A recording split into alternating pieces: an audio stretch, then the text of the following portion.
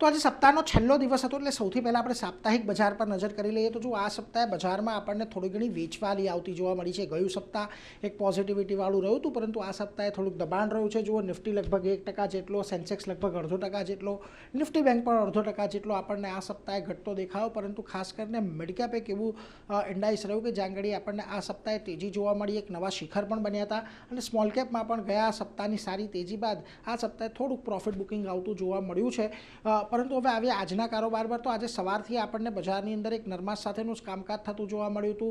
અને એ જ પગલે જુઓ, નિફ્ટી તમને એકદમ ફ્લેટ ટુ નેગેટિવ બંધ થતું દેખાયું છે. સેન્સેક્સમાં કોઈ બહુ મોટી મુવમેન્ટમ આજના દિવસે આવતી નથી દેખાઈ.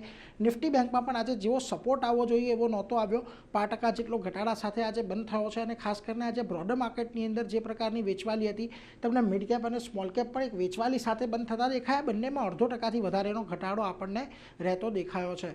બીજી તરફ તમે આવો હવે આજના દિવસે જે સેક્ટર્સ ઘટતા જોવા મળ્યા એની અંદર તો જુઓ, આજે capital market shares, pharma, metal, auto બધી જગ્યાએ વેચવાલી મળી. કોઈ બહુ વધારે મોટા અહીંયાથી આજના દિવસમાં તેજીમાં સેક્ટર હતા નહીં. એટલે ખાસ કરીને આજે તમને બ્રોડર માર્કેટની અંદર જે વેચવાલી હતી એની અસર જોવા મળી. નિફ્ટીના ફ્રન્ટ પરથી વાત કરી લઈએ તો ટાટા મોટર્સ પરિણામ બાદ આજે ખાસો એવો ઘટતો દેખાયો.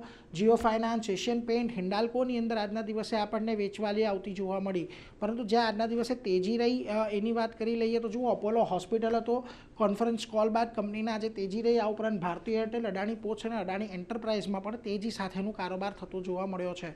મિડ કેપની અંદર જ્યાં આગળ આજના દિવસે આપણને વેચવાલી રહેતી જોવા મળી ત્યાં આગળ જુઓ, નાલ્કો, Laurus lab, L&T finance, Paytm જેવા કાઉન્ટરની અંદર આપણને ઘટાડો થતો જોવા મળ્યો છે.